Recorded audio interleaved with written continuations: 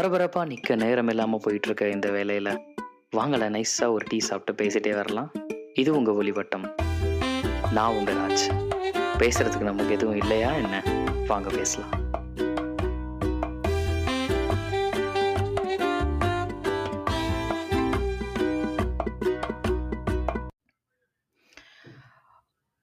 போன வருஷம் tears of Begum அப்படின்னு ஒரு புக்கு படித்தப்போ ரொம்ப கண்ணுக்கே தெரியாத ஒரு ஹிஸ்ட்ரியை வந்து ஃபஸ்ட் டைம் படித்த மாதிரி இருந்தது.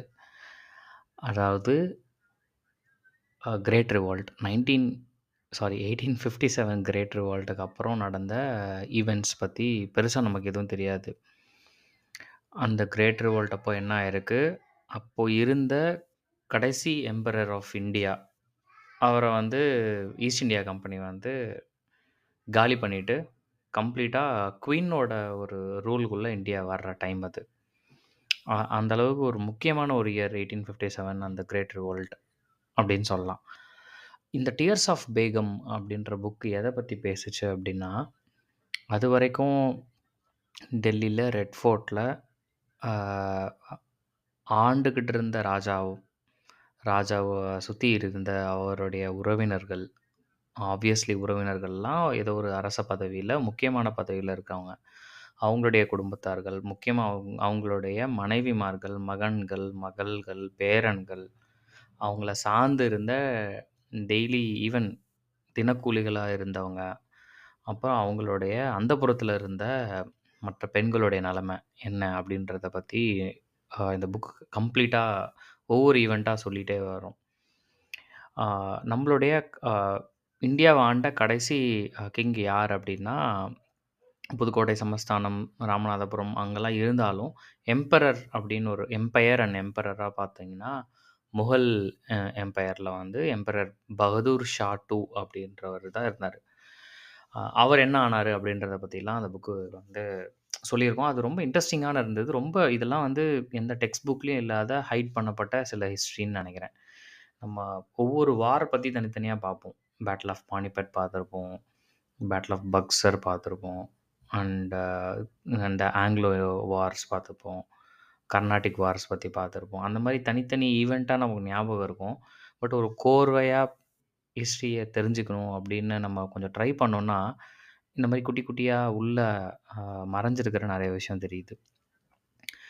இப்போது ரொம்ப ரீசெண்டாக கொஞ்சம் ஃபேசினேட்டிங்காக இருக்கிறது வந்து முகல் பீரியட் பற்றி நான் படித்தது, நான் தெரிஞ்சுக்கிட்ட விஷயம், அதை பற்றி தேடின விஷயங்கள், அதெல்லாம் வந்து இன்றைக்கி ஷேர் பண்ணணும் அப்படின்னு நினச்சேன். பாபர் ஸ்டார்ட் பண்ண முகல் எம்பையர், அதுக்கு முன்னாடி வந்து லோடி டைனசிட்டி இருந்திருக்கு, அதுக்கு முன்னாடி வந்து துக்ளக் இருந்திருக்கு, அதுக்கு முன்னாடி கில்ஜி ஆர் கல்ஜி டைனசிட்டி இருந்திருக்கு. அதுக்கு முன்னாடியிலேருந்தே அவங்களுடைய இம்பார்ட்டன்ஸ் இந்துஸ்தான்ற நேமில் தான் அவங்க எப்போவுமே வந்து குறிப்பிடுவாங்க இந்தியன்ஸை ஆர் இந்தியன் லேண்டை. அப்போவே வந்து சின்ன சின்ன பதவிகளில் இருந்தவங்க வந்து இந்த கல்ஜி டைனசிட்டியில் தான் ஒரு மாதிரி ஒரு பெரிய எம்பையராக ஃபார்ம் ஆகுறாங்க. அலாவுதீன் கில்ஜி பற்றி நம்ம படிச்சிருப்போம், அவருடைய ஸ்லேவ் பற்றி படிச்சிருப்போம். அதுக்குமே ஒரு நாவல் என்கிட்ட இருந்தது. காட்ஸ் கிங்ஸ் அண்ட் ஸ்லேவ்ஸ்னு ஒரு புக்கு படிச்சிருந்தேன், ஆர் வெங்கடேஷோட புக்கு. அது வந்து அப்போது கில்ஜி டைனசிட்டி வந்து சுல்தானேட்டாக டெல்லியில் ஃபார்ம் ஆனதுக்கப்புறம் அது எப்படி மதுரைக்கு வந்தது அப்படின்ற ஒரு கதை. ரொம்பவே ஃபேசினேட்டிங்கான ஒரு ஹிஸ்டாரிக்கல் ஃபிக்ஷன் அந்த புக்கு. ஸோ அதுக்கப்புறம் லோடி டைனசிட்டியில் அப்போது இப்ராஹிம் லோடி அப்படின்னு ஒரு கிங் இருந்தார், அது நமக்கு நல்லாவே தெரியும். இப்போ வந்து பாபர் அப்படின்ற ஒரு கேரக்டர் வந்து ஹிந்துஸ்தானுக்குள்ளே வராரு. அவர் வந்து he claims himself as descendant of Genghis Khan plus Timur. Genghis Khan வந்து மங்கோலியன் ரூலர் அண்ட் அந்த மங்கோலியன் வார்ஃபேரெல்லாம் இன்ட்ரடியூஸ் பண்ணவர். கிட்டத்தட்ட ஆல்மோஸ்ட் அந்த மொத்த ஏஷியா ப்ளஸ் கொஞ்சம் யூரோப்பையுமே வந்து அவர் ரூல் பண்ணியிருக்க டைம்லாம் இருந்திருக்கு. ஆஃப்கோர்ஸ் சவுத் இந்தியா வரைக்கும், இந்தியா வரைக்கும் அவர் வரல. கெங்கிஸ்கானோடைய டிசெண்டன்ட் அண்ட் ஆல்சோ டைமூர் அப்படின்ற ஒரு ரூலரோட டிசெண்டண்ட்டாக பாபர் அப்படின்றவர் வந்து உஸ்பெகிஸ்தான்லேருந்து அங்கே ஒரு பிரச்சனைனால அவர் இந்துஸ்தானை நோக்கி வராரு. இங்கே இருக்கிற முஸ்லீம் ரூலர்ஸை வந்து அட்டாக் பண்ணிவிட்டு இந்த லேண்டை ஓன் பண்ணணும் அப்படின்ற ஒரு பெரிய வேட்கையோட கிளம்பி கைபர் பாஸ் வழியாக வராரு. கைபர் பாஸ் இப்போ இருக்க பாகிஸ்தானில் இருக்கிற ஒரு ஒரு வேலி மாதிரி 2 மவுண்டெயினுக்கு நடுவில் இருக்கிற ஒரு பாஸு. அது மோஸ்ட்லி அந்த வழியாக தான் வருவாங்க. லைக் ஆப்கான்ஸாக இருக்கட்டும், டர்க்கிஸாக இருக்கட்டும். ஸோ இவர் வந்து பாபரோடது வந்து கம்ப்ளீட் ஆப்கான்ஸாக இல்லை. ஏன்னா அவங்க வந்து ஆப்கான்ஸை வந்து எதிரியாக பார்க்குறாங்க, ரைவல்ஸாக பார்க்குறாங்க. அவங்க வந்து டர்க்கிஷ் அண்ட் உஸ்பெகிஸ்தான் அப்படின்னாலும் ஒரு டர்க்கிஷ் கல்ச்சரில் அந்த எத்னிசிட்டிலேருந்து வரவங்களா இருக்காங்க. பாபருக்கும் இப்ராஹிம் லோடிக்கும் பேட்டில் ஆஃப் பானிபட்டில் வந்து ஒரு மிகப்பெரிய வார் நடந்திருக்கு. ஏன்னா இப்ராஹிம் லோடி வந்து அப்போ எம்பரர் ஆஃப் இந்துஸ்தான். அவர்கிட்ட இருந்த யானைகள், போர் படை வந்து ரொம்ப ரொம்ப ரொம்ப ரொம்ப பெருசு. பட் பாபர் அதை எப்படி எதிர்கொள்கிறாருன்னா ஃபஸ்ட்டு அப்போ தான் கன் பவுடரை இன்ட்ரடியூஸ் பண்ணுறாரு. அண்டு கன் பவுடரை வச்சு வெடிமருந்துகளை வெடிக்க வச்சு யானையெல்லாம் இப்ராஹிம் லோடிக்கிட்ட இருந்த யானையெல்லாம் வந்து ஒரு மாதிரி கலைபரமாக்கி யானைகள்லாம் தெரிச்சு ஓடி அப்படி தான் என்ன பண்ணுறாரு, லோடியை தோக்கடிக்கிறாரு. தோக்கடிச்ச உடனே பாபர் லோடியை கொல்ல வேண்டியதாக இருக்குது. ஸோ இந்த போர் புரியும்போது நடக்கின்ற கொலைகள், அது வந்து எந்த அளவுக்கு ஒரு ஒரு அரசனுக்கு ஒரு அரசாங்கத்தை நிறுவுறதுக்கு ரொம்ப ரொம்ப முக்கியம் அப்படின்னு நிறைய விஷயம் இதில் தெரிஞ்சுது. அந்த இப்போ லோடியே கொல்லாமல் விட்டால் என்ன ஆகும்? எதுக்காக தோற்ற ஒரு அரசனை நீ கொன்னே ஆகணும், நீ தூக்கில் போட்டே ஆகணும், இல்லை வெவ்வேறு விதமான தண்டனைகள் இருக்குது. ஒரு இருட்டு அறையில் போட்டு மூடி வைப்பாங்க, இல்லை அடிமையாக வச்சுக்குவாங்க, இல்லை இன்னொரு நாட்டுக்கு நாடு கடத்துவாங்க, இதெல்லாம் பண்ணுவாங்க.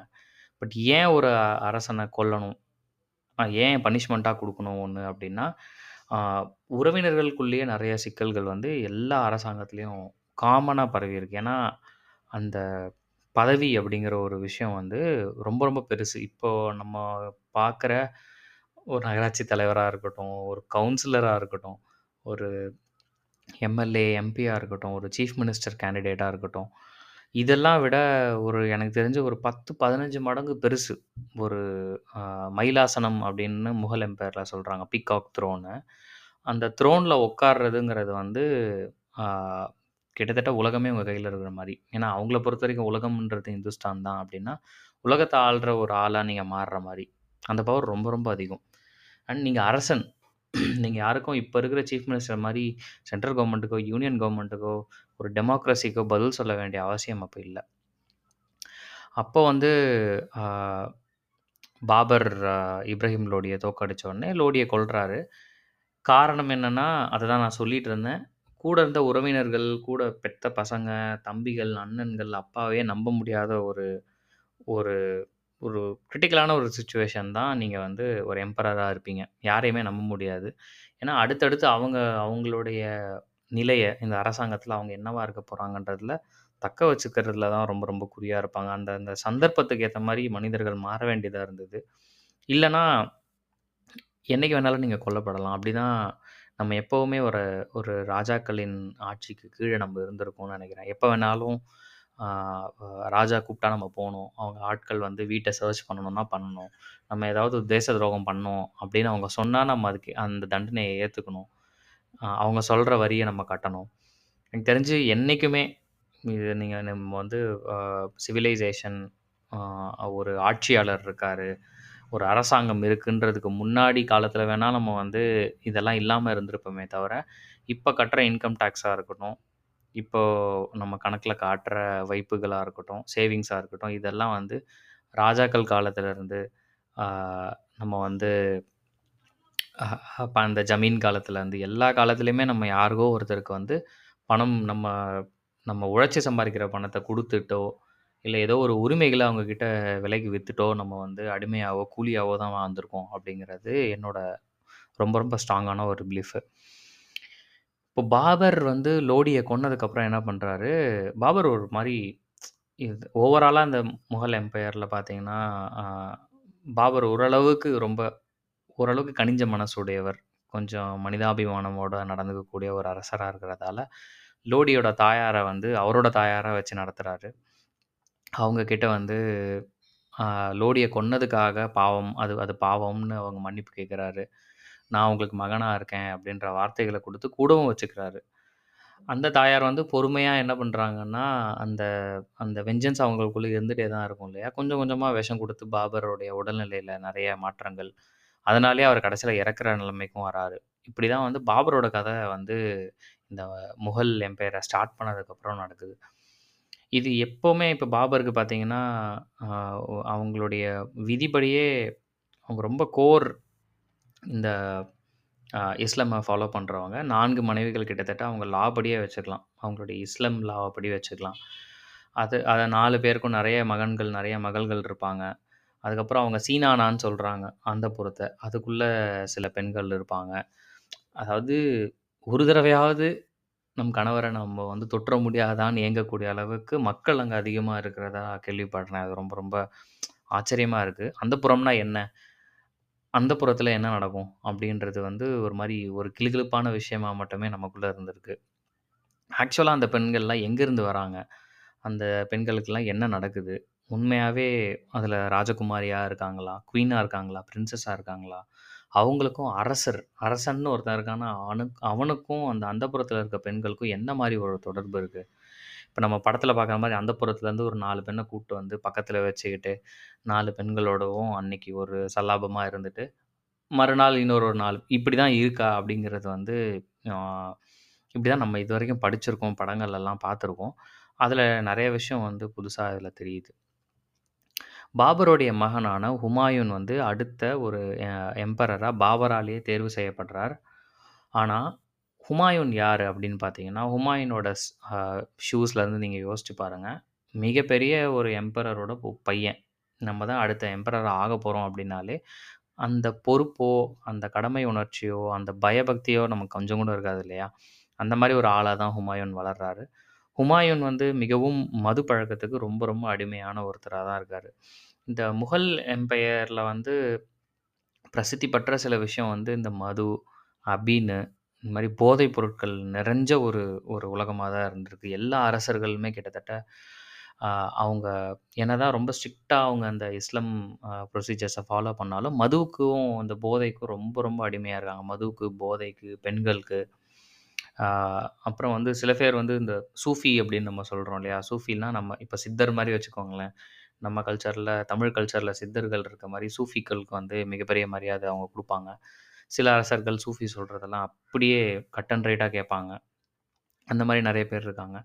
ஸோ ஹுமாயூனுடைய பிரச்சனை வந்து ரொம்பவும் மது பழக்கத்திற்கும், போதைக்கும் அடிமையாகி, பெண்களுக்கு அடிமையாகி இருந்த காலத்தில, அவருக்கு அ மனைவி இருக்காங்க.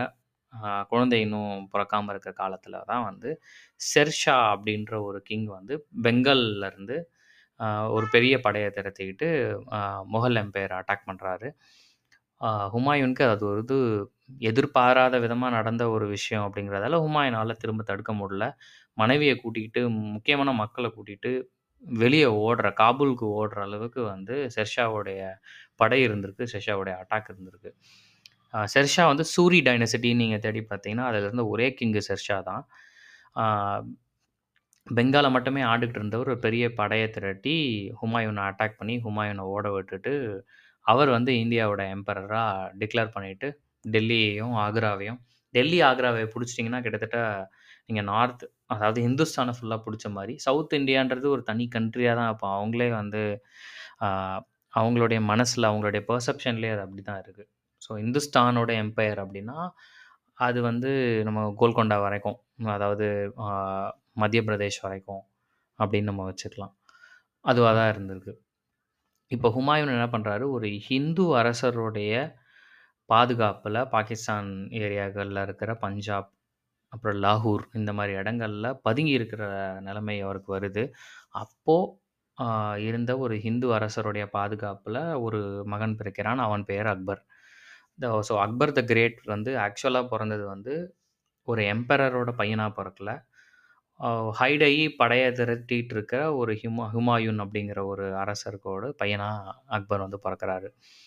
அக்பர் பொறந்து அ வளர்றதுக்காக ஹுமாயூன் என்ன பண்றாரு, அக்பர அங்கேயே இருக்க வச்சுட்டு ஒய்ஃபோட கிளம்பி வேற வேற ஊர்களுக்கு போயி ஆட்கள திரட்டுறது, அவங்களுக்கான படைகள திரட்டுறது, அவங்களுக்கான சப்போர்ட்ட அ ஏற்படுத்துறதுன்னு எல்லா அரசர்கள்கிட்டயும் பேசி படைய திரட்டி இப்ப என்ன ஆகுது இந்த டைம்ல ஷெர்ஷா வந்து ஒரு அகால மரணம் அடையறாரு.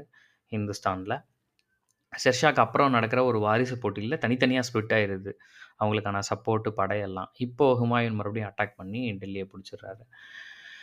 இப்படி தான் என்ன ஆகுது, மறுபடியும் ஆ இவங்க முகல் எம்பையர் வந்து டெல்லி, ஆக்ரா அண்ட் என்டையர் இந்துஸ்தான ஆள்றதுக்கான ஒரு வாய்ப்பு அமையுது. ஆப்வியஸ்லி ஹுமாயூனுக்கு அப்புறம் ஹுமாயூன் டோம்ப் கட்டுறாங்க. ஆ ஹுமாயூனுடைய அட நல்லடக்கம் அங்க செய்யப்படுது. அதுக்கப்புறம் அக்பர் உள்ள வராரு. அக்பர் த கிரேட் பத்தி நம்ம நெறைய விஷயம் படிச்சிருப்போம். அக்பர் வந்து மத நல்லிணக்கத்த வந்து நெறைய ஆ என்கரேஜ் பண்ணாரு. மத நல்லிணக்கம்னா வந்து, அவரு நம்ம பிராமினிசம வந்து கம்ப்ளீட்டா அபாலிஷ் பண்ணணும்னு நெனைக்கல. எப்பவுமே அதையும் ஆதரிச்சாரு. அண்ட் கோயில்களும் கட்டியிருக்காரு. மசூதிகளும் கட்டியிருக்காரு. ஆ மக்கள் வந்து கண்டிப்பா இஸ்லாமுக்கு மதம் மாறணும் அப்படின்ற ஒரு ஒரு பெரிய ஃபோர்ஸோ, இல்ல ஒரு புஷ்ஷோ அவர்கிட்ட இருந்து இல்ல அப்படின்றது வந்து ஒரு விஷயமா தெரியுது. முகல் எம்பையர் கிட்ட இங்க இருந்த முஸ்லிம் ரூலர்ஸ் கிட்ட இருந்த மோஸ்ட்டான கிரிட்டிசிசம் வந்து அவங்க எவ்வளோ ஃபோர்ஸ்ஃபுல்லா பீப்பிள வந்து மதம் மாத்துனாங்க அப்படின்றது தான். அதில வந்து அக்பர் மட்டும் ஒரு விலக்காக இருக்கிறார் அப்படின்றது வந்து எந்த அளவுக்கு உண்மைன்னு நமக்கு தெரியல. ஆனா அக்பர் கிட்ட வந்து ஒரு முக்கியமான ஒரு ரூல் ஒண்ணு இருந்தது. அவருடைய அ அரசாங்கத்துக்குள்ள அவருடைய மகன்கள், பேரன்கள் அவங்க வந்து எந்த அ பிராமின் பெண்ணையோ, இல்லை இந்துஸ்தானி பொண்ணையோ காதலிக்கக் கூடாதுங்கிறது வந்து ரொம்ப ரொம்ப ஸ்ட்ரிக்ட்டான லாவா இருந்திருக்கு. இதற்கு முக்கியமான காரணமா என்ன சொல்றாங்கன்னா, வாரிசு சண்டை அப்படிங்கிறது வந்து அவங்களுக்குள்ளேயே நெறைய பிரச்சனைகள் இருக்கும்போது, நீங்க இந்துஸ்தானோட ஒரு வாரிச பகிர்றீங்கன்னா, அந்த பிரச்சனைய சமாளிக்கிறதுக்கான தெம்போ, தைரியமோ எந்த அரசனுக்குமே கிடையாது. அப்படிங்கிறது ஒண்ணு. அ அத ஒரு ரீசனா சொல்றாங்க. பட் அது ரொம்ப ரொம்ப ஸ்ட்ரிக்ட்டா இருந்திருக்கு. இப்படி சொல்ற அக்பரே ஆனா ஜோதாபாய வந்து கல்யாணம் பண்றாரு. ஜோதாபாய்க்கு வந்து மரியம் அப்படின்ற ஒரு பெயரும் மாற்றப்படுது. அவங்க இஸ்லாமுக்கு கன்வெர்ட் ஆகுறாங்க.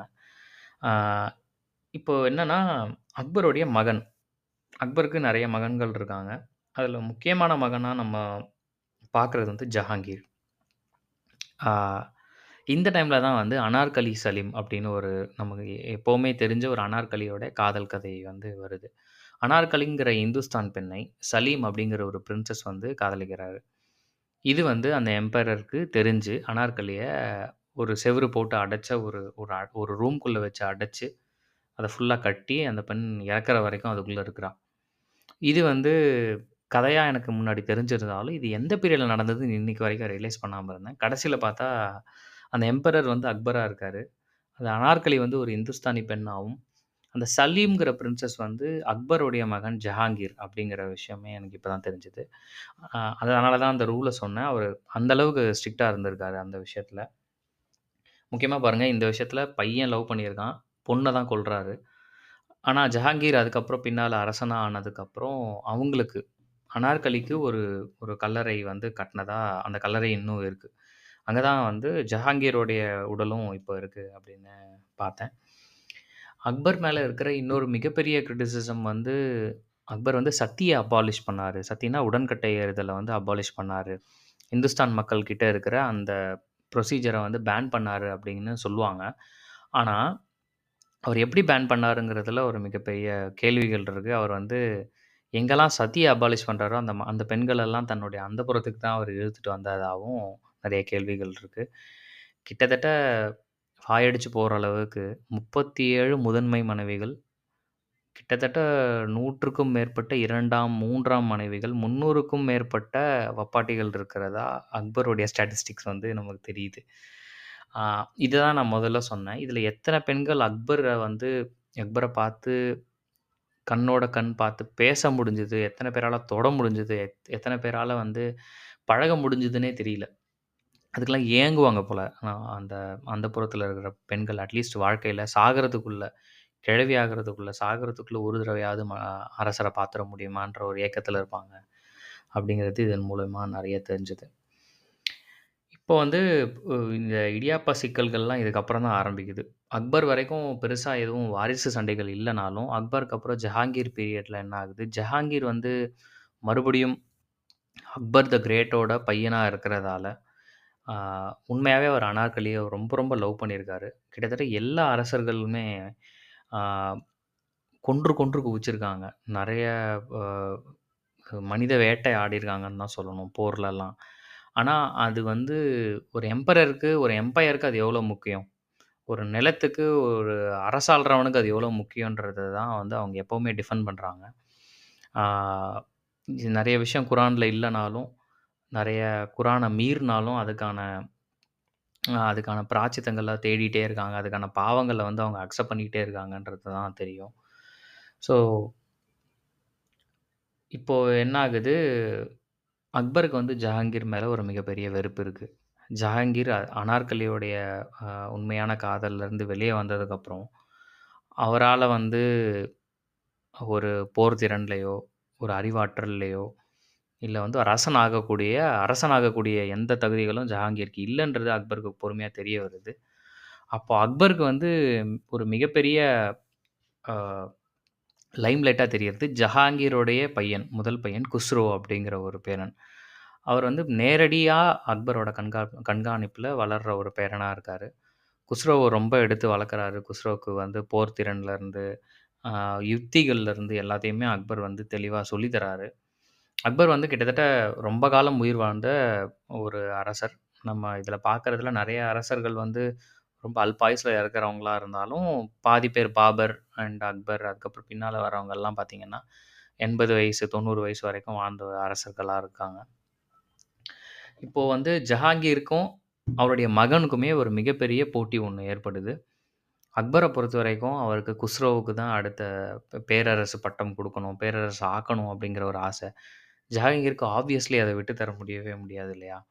ஸோ இப்ப என்ன பண்றாங்கன்னா, தனித்தனியா படைகள உருவாக்கிட்டு அடிக்கடி சின்ன சின்ன சண்டைகள் நடக்குது. குஸ்ரோவுடைய படைக்கும், குஸ்ரோ அவருடைய தகப்பனுடைய படைக்கு எதிராவே செயல்படுறாரு. அ அக்பருக்கு ரொம்ப முடியாம போற காலத்தில, ஜஹாங்கீர் வந்து அந்த உள்ள அந்த இப்ப நம்ம வந்து ஒரு ஒரு ஆ ஒரு மோஷன் ஒண்ணு இப்போ அ பார்லிமெண்ட்லயும், செக்ரட்டரியேட்லயும் பாஸ் பண்றோம்னா, நமக்கு மினிஸ்டரோட ஆதரவுலாம் தேவை இல்லையா?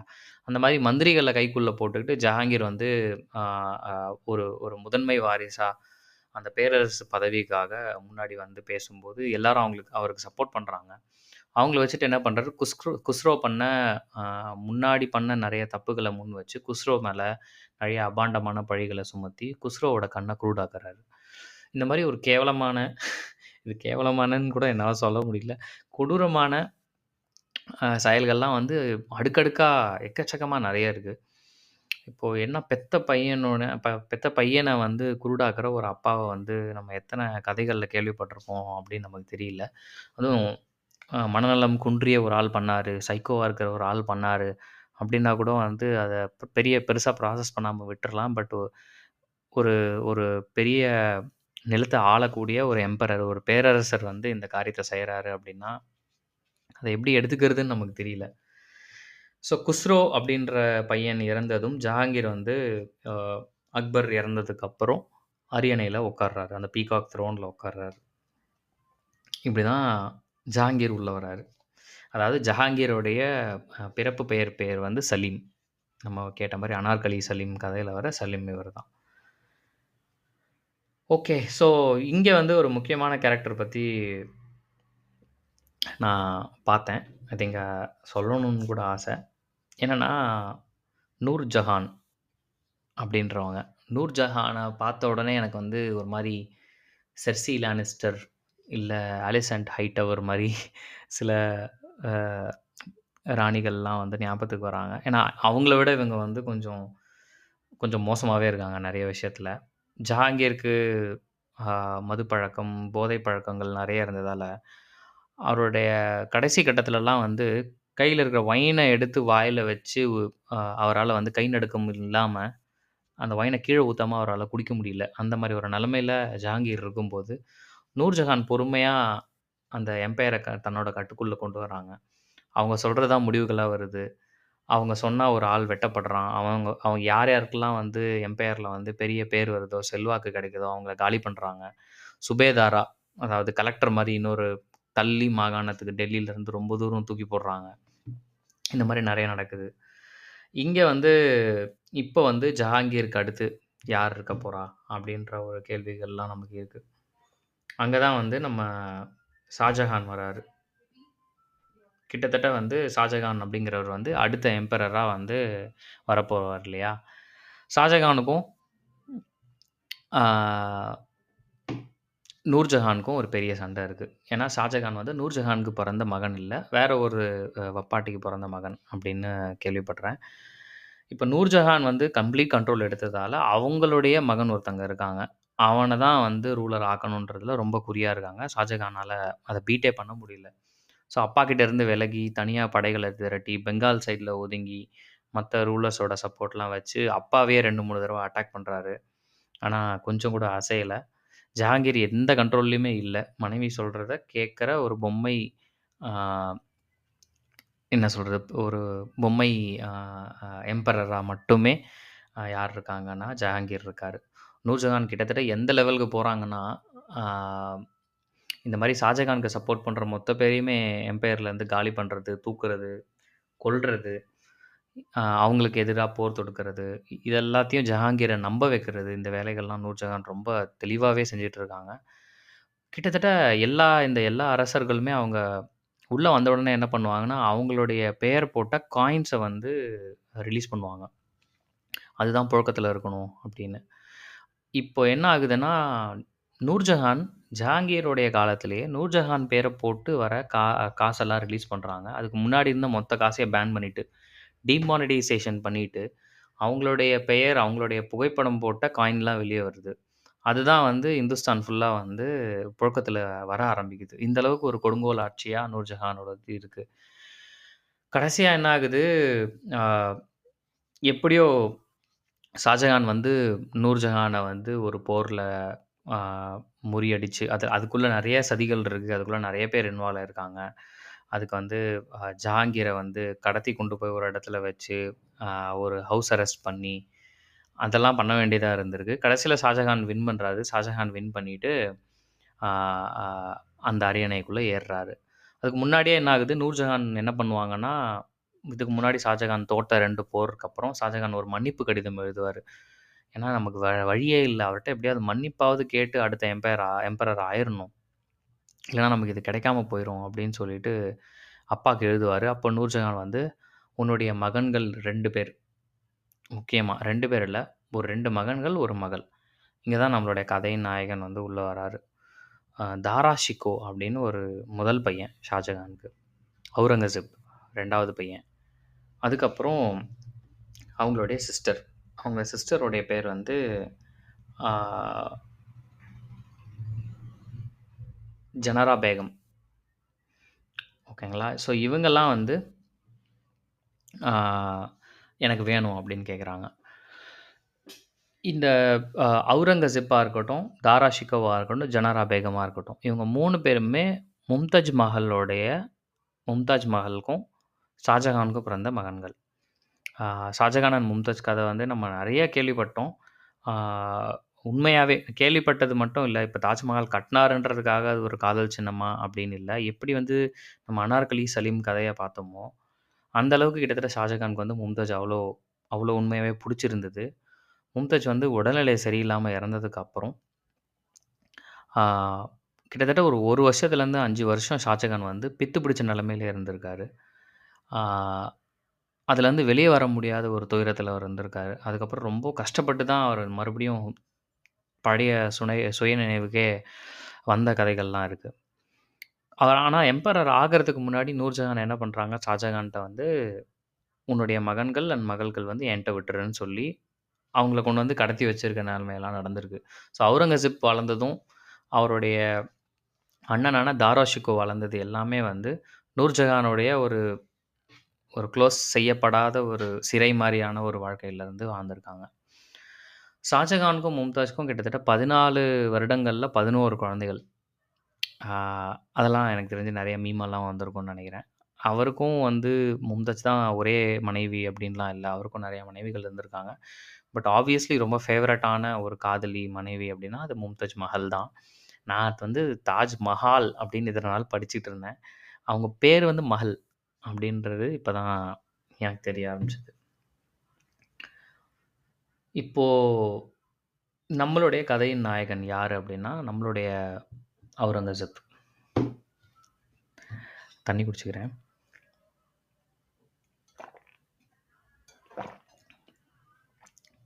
இந்த கதை ஆரம்பிச்சதுலேருந்து நான் படிச்ச வரைக்கும் இது வந்து ஒரு அவுரங்கசீப்போட கதை.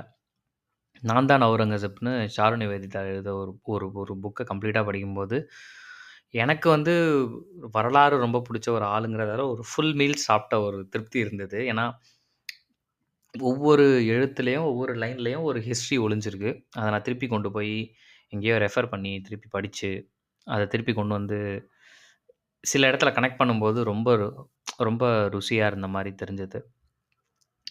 அவுரங்கசீப் என்ன சொல்றாருன்னா, இப்போ அக்பர் மேல வச்ச கிரிட்டிசிசமும் அவுரங்கசீப் தான் சொல்றாரு. ஷாஜகான் பத்தியும் அவர் தான் சொல்றாரு. ஆ அவுரங்கசீப் வந்து யார்? இப்போ உங்ககிட்ட நீங்க பேசிக்கா ஒரு 10 பேர்ட்ட வந்து ஹிஸ்ட்ரி தெரிஞ்சவங்ககிட்ட அவுரங்கசீப் பத்தி ஒரு 4 வார்த்தை கேட்க சொன்னீங்கன்னா, ரொம்ப கொடுங்கோலான ஒரு அரசர். அந்த மாரி ஒரு சுத்தமா ஹிந்துயிசம் பிடிக்காத, ஹிந்துஸ்தானியே பிடிக்காத ஒரு இஸ்லாம் ரூலர். மதம் மாற்றத்துக்கு வந்து ஒரு மிகப்பெரிய காரணியா இருந்திருக்காரு. ஹிந்துஸ்தான்ல இருக்கவங்களலாம் இஸ்லாமுக்கு மதம் மாறுனதுல ஒரு மிகப்பெரிய ஆளா இருந்திருக்காருன்னு தான் சொல்லுவாங்க. கொடுங்கோல் ஆட்சின்னு தான் ஆக்சுவலா சொல்லுவாங்க. அதெல்லாம் வந்து எந்த அளவுக்கான கட்டுக்கதைகள் அப்படிங்கிறத வந்து அவுரங்கசீப்பே அவர் வாயால ஒரு உடம்புக்குள்ள பூந்து சொல்ற மாரி ஒரு கதையா இது அமைஞ்சிருக்கு. I was actually very nervous for Charu. More than I was excited for Aurangzeb or this entire history. ஏன்னா எனக்கு அவர் அவர் ரொம்ப கான்ட்ரோவர்ஷியலான ரைட்டர்ன்னு எனக்கு தெரியும். இதான் அவர் எழுதினதில first book. But very surprisingly இந்த புக்ல நெறைய நல்ல விஷயங்கள் இருந்தது. I am completely enjoying it. ஒரு மாரி ஒரு இப்போ ஒரு 15, 20 நாளா அந்த புக்க படிச்சுட்டு இருக்கேன். இன்னும் முடியல. பட் ரொம்ப ரொம்ப அழகான ஒரு கோர்வையோட அந்த புக் போயிட்டே இருக்கு. ஸோ அவுரங்கசீப் மேல வைக்கப்படுற மிகப்பெரிய குற்றச்சாட்டு என்னன்னா, தந்தைய சிறையில வச்ச ஒரு மகன் அப்படிங்கிற ஒரு விஷயம். அத அவர் என்ன சொல்றாருன்னா, ஷாஜகானுக்கு ஜனாரா பேகம் அப்படின்னு ஒரு பொண்ணு இருக்காங்க. ஷாஜகானுக்கும், மும்தாஜ் மஹாலுக்கும் பிறந்த ஜனாரா பேகம். அவங்க வந்து அவுரங்கசீப்புடைய தங்கச்சி. ஷாஜகான் வந்து மும்தாஜ் மஹால் இறந்ததுக்கப்புறம், அந்த பித்து நிலையில ஒரு ஒரு மாரி மிகப்பெரிய ஒரு துயரத்தில இருந்தபோது, ஜனரா பேகம் தான் கம்ப்ளீட்டா கூட இருந்து அவர பார்த்துக்கிட்டாங்க. அவங்க கூடவே இருந்து எல்லா பணிவிடையும் செஞ்சது. அப்பாவ முழுவதுமா அந்த எம்பையர ஆள்றதுக்கு உதவி பண்ணது வந்து ஜனரா பேகம் தான். அவங்க அப்படியே மும்தாஜ் மஹால பார்க்குற மாரியே இருப்பாங்களாம். தோற்றத்தில, உயரத்தில, நிறத்தில, அவங்களுடைய செய்கைகள், அவங்களுடைய பாசம் இது எல்லாமே. இவரு அவுரங்கசீப் என்ன சொல்றாரு, ஷாஜகானுக்கும், அவருடைய மகளான ஜனரா பேகமுக்குமே வந்து உறவு இருந்தது. அது வந்து ரொம்ப ரொம்ப மோசமான ஒரு விஷயம். அது வந்து வெளிய தெரிஞ்சா, இத விட கேவலம் வந்து இந்த அ எம் கம்ப்ளீட் பேரரசுக்கு வந்து ஒரு அசிங்கம் எதுவுமே கிடையாது. இது வந்து ஒன் ஆஃப் த ரீசன் நான் ஏன் என்னுடைய தந்தைய சிறையில அடைச்சது, அப்படின்னு அவுரங்கசீப் சொல்றாரு. இன்னொரு முக்கியமான விஷயம், அ ஷாஜகானுக்கு வந்து அவுரங்கசீப் மேல பெரிய ஈர்ப்போ, பெரிய நம்பிக்கையோ, இவன பேரரசு ஆக்கணும் அப்படிங்கிற எண்ணமோ கிடையாது. அ ஷாஜகானுக்கு வந்து தாரா ஷிக்கோன்ற முதல் மகன் மேல ஒரு பெரிய ஈர்ப்பு, பெரிய நம்பிக்கை எப்பவுமே இருந்திருக்கு. அவன் மிகப்பெரிய போர் வீரனா இருந்திருக்கான். ஆனா, அவுரங்கசீப் பார்வையில அவன் மிகப்பெரிய முரடனா இருந்திருக்கான். அவன் வந்து என்னைக்குமே புத்திசாலியா இல்ல. அதுதான் ஒரு பெரிய குறை. யார் பக்கத்துல இருக்கிறவங்க எது சொன்னாலும், நம்பக்கூடிய ஒரு ஆளா இருக்கிறவன் வந்து என்னைக்குமே இவ்வளோ பெரிய பேரரச வந்து கட்டி எழுப்ப முடியாது, ஆள முடியாது. அப்படிங்கிறது வந்து அவுரங்கசீப் சொல்றாரு. தாரோ ஷிகோவுக்கும், அவுரங்கசீப்க்கும் மிகப்பெரிய போர்கள் வெடிக்கின்றது. அதில வந்து அவுரங்கசீப் வந்து தாரா ஷிகோவ ஓட விடுறாரு. தாரா ஷிகோ ஒளிஞ்சு கடைசில வந்து அழிஞ்சு போற வரைக்கும் தாரா ஷிகோ ஒளிஞ்சுட்டே இருக்காரு. ஆ ஆனா தாரா ஷிகோவுக்கும் அவருடைய மனைவி ஒருத்தவங்க இருக்காங்க.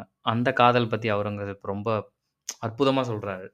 என்னதான் அவனோட மத்த விஷயம் எனக்கு பிடிக்கலனாலும், அவன் வந்து மத்த மத்த ஆட்கள் மாரி நான் வந்து குரான குரான் மேல சத்தியமா வாழ்வேன். ஆ இல்லறத்தின் வழியா நான் சொல்றேன். ஆ குரான்ல எப்படி இருக்கோ அப்படி தான் நடந்துக்குவேன்னு சொல்லிட்டு 100 மனைவிகள் வச்சுக்குவாங்க, 300 மனைவிகள் வச்சுக்குவாங்க. ஏன் நீங்களே அவுரங்கசீப்ப திட்டிட்டு அக்பர கொண்டாடுறீங்க. அக்பருக்கு இருக்கிற மனைவி கவுண்டெல்லாம் நீங்க கன்சிடர் பண்ண மாட்டீங்க. அப்படின்னு சொல்றவர் வந்து தாரா ஷிகோவுடைய காதல பத்தி சொல்றாரு. தாரா ஷிகோவுக்கும் அவருடைய மனைவிக்கும் இருந்தது வந்து அவ்வளோ அற்புதமான காதல் அப்படின்னு. அண்ட் தாரா ஷிகோ வந்து வேற கல்யாணமே பண்ணிக்காத அளவுக்கு வந்து அவரோட மனைவிய விரும்பினதா அவர் சொல்றாரு. அவுரங்கசீப்புக்கும் தில்ராஸ் அப்படின்ற ஒரு மனைவி இருக்காங்க. அவருடைய ரொம்ப ரொம்ப நெருக்கமான ஒரு காதலி, ரொம்ப நெருக்கமான ஒரு மனைவி. இப்போ தாரா ஷிகோவுக்கு வந்து கம்ப்ளீட்டா ஷாஜகான் சப்போர்ட் பண்ணி, அவங்களுக்கு தேவையானதெல்லாம் பண்ணி, அவுரங்கசீப்க்கு எதிரா படைய திரட்டி போர் புரியிற வரைக்கும் ஷாஜகான் சப்போர்ட் பண்ணிட்டு இருக்கும்போது தாரா ஷிகோ வந்து என்னைக்கா இருந்தாலும் அப்பா மனம் மாறிடுவாருன்னு பொறுமையா அப்பாவுக்கு வந்து ஸ்லோ பாய்சன் குடுத்த கதையெல்லாம் அவுரங்கசீப் சொல்றாரு. இது எங்க அப்பாவுக்கு ரொம்ப லேட்டஸ்ட் ஸ்டேஜஸ்ல தான். அப்பான்னா ஷாஜகானுக்கு ரொம்ப லேட்டஸ்ட் ஸ்டேஜஸ்ல தான் தெரிஞ்சது. நான் தான் போய் காப்பாத்தி கூட்டு வர வேண்டியதா இருந்தது. நான் காப்பாத்தும்போது கூட அவருக்கு நம்பிக்கை இல்ல. நான் எதனால பண்றேன்னு. அதுக்கப்புறம் தான் அவருக்கு புரிய ஆரம்பிச்சதுன்னு அவர் சொல்றாரு. இப்படிதான் கதைகள் ஒண்ணொண்ணா வருது. அவுரங்கசீப் வந்து தாரா ஷிகோவ கொன்னதுக்கப்புறம், தாரா ஷிகோவ கொன்னு அந்த தலைய வெட்டி, அப்பாவ வந்து அப்பாவையும், ஜனரா பேகமையும் யார் 2 பேருக்குள்ள உறவுகள் இருக்கு அப்படின்னு அவுரங்கசீப் நெனைக்கிறாரோ, இல்ல அந்த என்டயர் ஹிந்துஸ்தானே வந்து கிசு கிசு பேசுச்சோ, அவங்கள ஆக்ரால வந்து ஹவுஸ் அரெஸ்ட் பண்ணியிருக்காரு. ஹவுஸ் அரெஸ்ட்னா பிரிசன்ல கிடையாது. ஹவுஸ் அரெஸ்ட் தான் பண்ணியிருக்காரு. ஆக்ரால இருக்க கோட்டைக்குள்ள தாரா ஷிகோவோட தலைய வெட்டி கொண்டு போய் ஷாஜகான்ட்டு கையில குடுக்குறாங்க. இப்படி தான் அவுரங்கசீப் வந்து எம்பையர் எம்பரர் ஆகுறாரு ஹிந்துஸ்தானத்துக்கு. 45லேருந்து 48 வருஷம் அவுரங்கசீப் வந்து இந்த கம்ப்ளீட் முகல் எம்பையருக்கு வந்து ரூலரா இருந்திருக்காரு. ஆ அவுரங்கசீப் கலந்துக்கிட்ட மாரி நம்பர் ஆஃப் வார்ஸ் வந்து வேற எந்த ரூலருமே பண்ணியிருக்க மாட்டாங்கன்னு கேள்விப்பட்டுருக்கேன். 85, 88 வயசு வரைக்கும் கையில வாளோட போர்லயே நிப்பாராம். அவர் டெல்லிலயே இருந்தது கிடையாதாம். ஆக்ராலயே இருந்தது கிடையாதாம். ரெட் ஃபோர்ட்ல இருந்ததே கிடையாதாம். எப்பவுமே டென்ட்ல போர்ல மக்களோட இருந்து இருக்கிற ஒரு ஆளு. ரொம்ப ரொம்ப ஸ்ட்ரிக்ட்டான ஒரு ஆளு. இந்த அபீனு, மது, போதை இது எல்லாத்தையுமே தடை பண்ண ஒரு ஆளு. ஒரு ஒரு ட்ரூ இஸ்லாமிஸ்ட்டா கடைசி வரைக்கும் அவருடைய கிங்டம் இருக்கணும் அவர் அப்படின்னு நெனச்சிருக்காரு. நெறைய பேருக்கு நெறைய அதில வந்து பிரச்சனைகள் இருக்கு, கிரிட்டிசிசம்ஸ் இருக்குனாலும், அந்தப்புறத்துக்குள்ள இருக்கிற பெண்கள், அதுக்குள்ள பெண்கள வர வைக்கக்கூடாதுங்கிற மாரி நெறைய ரூல்ஸ வந்து அவுரங்கசீப் பண்றாரு. அவுரங்கசீப்க்குமே பிரச்சனைகள் இல்லாம இல்ல. அவர் அவர் என்ன சொல்றாருன்னா, "நான் பண்ண எல்லா போர் குற்றங்கள், போர்ல கொன்ன அ மக்களுக்கான பாவங்கள் வந்து என்ன வந்து சேரும்" அப்படின்னு சொல்றாரு. கடைசி காலத்தில ரொம்ப ரொம்ப கஷ்டப்பட்டுருக்காரு. மிகப்பெரிய நைட்மேர்ஸ் அவருக்கு வந்திருக்கு. ஆ வந்து ஒரு கொடூரமான ஒரு மென்டல் ஹெல்த்தோட தான் அவர் கடைசில வாழ்ந்து செத்துருக்காரு. அவர் என்ன நெனைக்கிறாருன்னா, பாபர் காலத்துலருந்து அக்பர் காலத்தில நடந்த மிகப்பெரிய போர் குற்றங்களுக்கெல்லாம் வந்து நான் சாட்சியா நிக்கிறேன். நான் வந்து பதில் சொல்லிட்டு இருக்கேன் அப்படின்னு சொல்றாரு. அப்ப குட்டி குட்டியா நெறையா விஷயங்கள் வருது. அக்பர் காலத்திலேயே வந்து இந்த ரெய்ச்சன் ஃபோர்ட் இப்ப நீங்க தேடுனீங்கன்னா கூட வருது. ரெய்ச்சன் ஃபோர்ட்டு.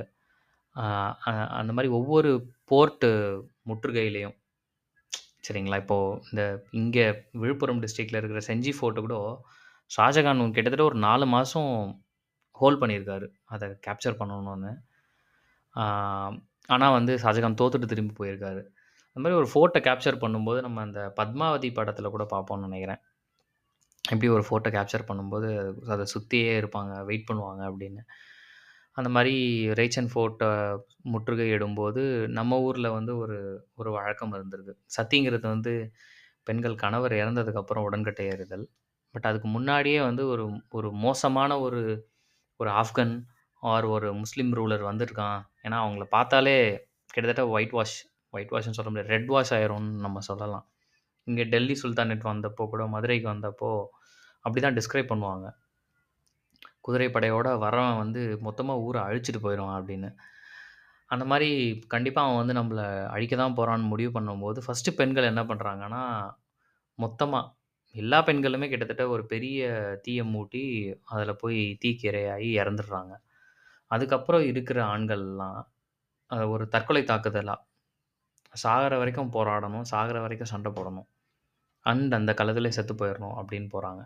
இது என்னன்னா, அவங்களுக்கு வந்து இந்துஸ்தான்ல இருக்கிற ஆண்களுக்கு வந்து மனைவிகள வந்து எப்பவுமே அடிமையாவோ, இல்ல இன்னொருத்தனுக்கு மனைவியாவோ பார்க்கறத வந்து நம்ம வந்து எப்பவுமே ஒரு புனிதத்தின் தன்மையா நம்ம பார்க்க மாட்டோம்.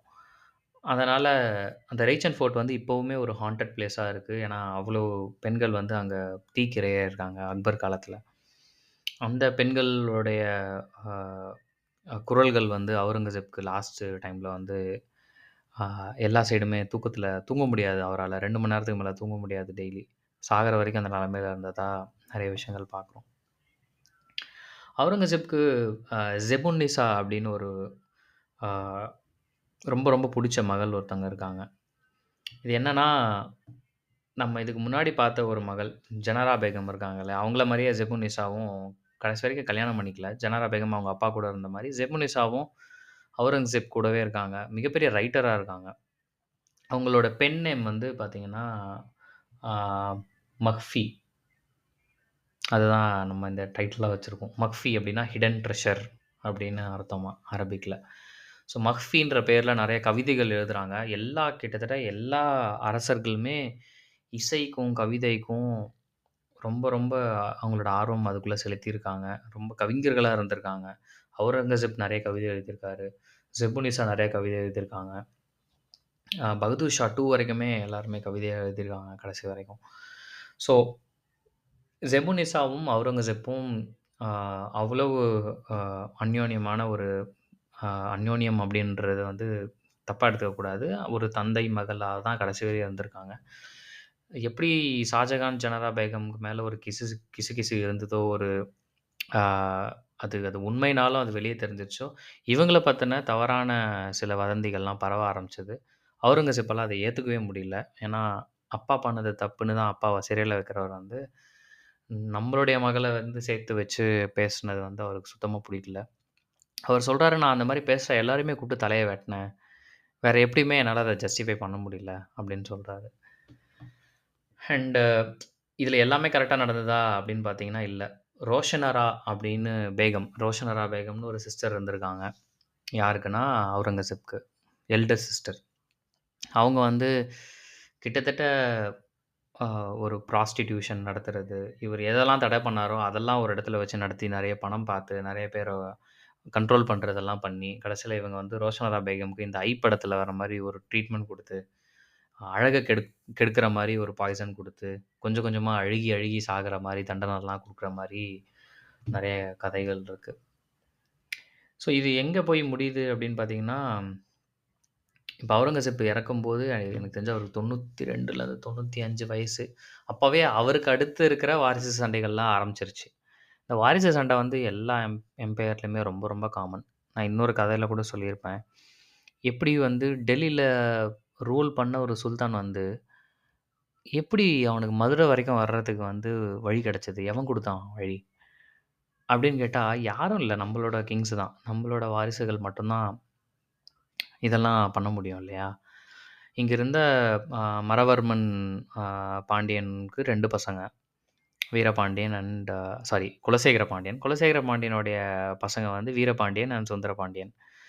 ஆ வீரபாண்டியன் வந்து ஆ வப்பாட்டிக்கு பிறந்தவன். சுந்தரபாண்டியன் வந்து ஊரறிய கல்யாணம் பண்ண ஒரு சோழ அ இளவரசிக்கும், இந்த குலசேகர பாண்டியனுக்கும் பிறந்தவரு சுந்தரபாண்டியன். சுந்தரபாண்டியனுக்கு எந்த தகுதியும் கிடையாது. வீரபாண்டியனுக்கு எல்லா தகுதியும் உண்டு. போர் தகுதியும் உண்டு. அப்பா வீரபாண்டியன தான் வந்து ஆக்கணும்னு நெனைக்கிறாரு. சுந்தரபாண்டியனே அப்பாவ கொன்னுடுறான். கொன்னுடுறான். ஆனா, அண்ணன ஜெயிக்க முடியல. ஸோ வீரபாண்டியன் அரசன் ஆயிடுறாரு. இவனுக்கு என்ன பண்றதுன்னு தெரியல. திரும்பவும் அந்த அரசாங்கத்தையும், ராஜ்யத்தையும் கையில எடுக்கிறதுக்கு. நேரா வந்து ஏதோ ஒரு மிடில் ஈஸ்ட் சாரி ஆ லைக் இந்த மத்திய பிரதேஷ் சைட்ல ஆ ஏதோ ஒரு விஷயத்துக்காக வந்த இந்த டெல்லி சுல்தானேட் தான் இருக்கும். டெல்லி சுல்தானேட் கிட்ட போய் நின்னு, எனக்கு இந்த மாரி மதுரைய எடுத்து குடுங்க.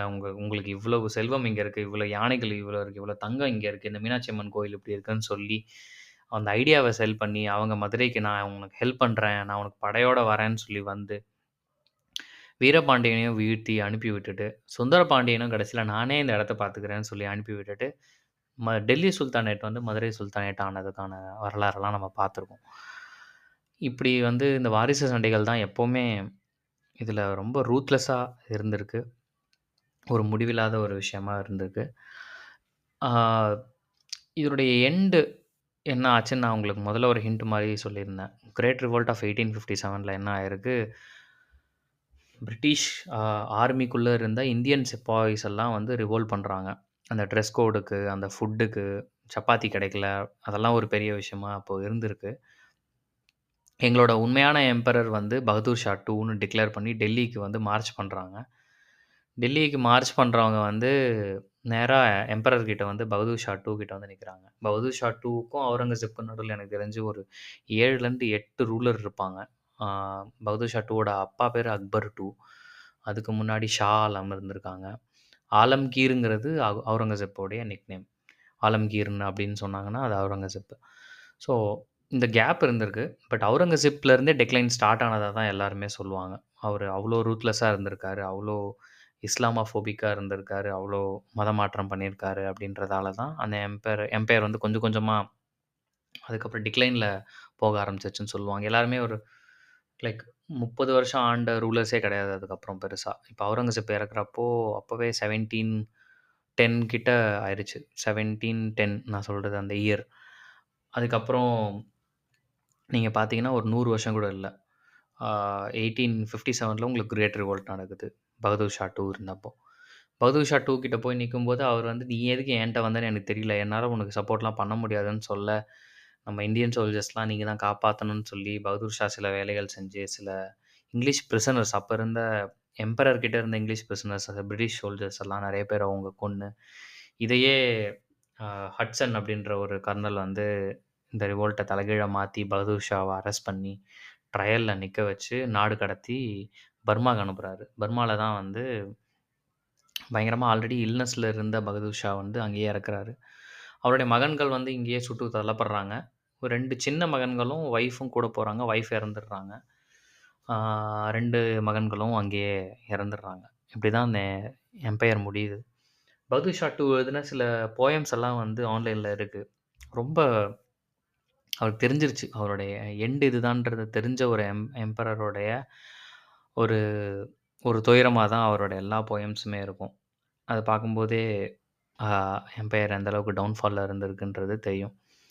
ஆ லைக் எப்படி இருந்தாலும் முடிவுக்கு தான் வரணும் அப்படின்னாலும், நம்ம ஒண்ணும் இது ஒண்ணும் ஒரு நல்லவங்க கையிலயோ, நல்லாட்சி புரியிறவங்க கையிலயோ போல. கடைசியில ஈஸ்ட் இந்தியா கம்பெனி கிட்ட தான் போச்சுங்கிறது ஒரு ரொம்ப கசப்பான ஒரு ட்ரூத் தான். ஸோ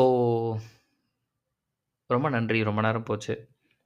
இதெல்லாம் ரொம்ப பேசணும்னு நெனச்ச சில விஷயங்கள் யார்ட்ட சொல்றதுன்னு தெரியாம இன்னைக்கு மைக் முன்னாடி சொல்லிட்டேன். உங்களுக்கு இந்த புக் படிக்கணும்னு தோணுச்சுன்னா, நீங்க வாங்க வேணாம். இது கொஞ்சம் காஸ்ட்லி. என்ட்ட கேட்டீங்கன்னா நான் தரேன். தாராளமா நீங்க படிக்கலாம். இதே மாரி ஹிஸ்ட்ரி பத்தி உங்களுக்கும் பிடிக்கும் அப்டின்னா, கண்டிப்பா பேசலாம். என்ட்ட சொல்லுங்க. Thank you.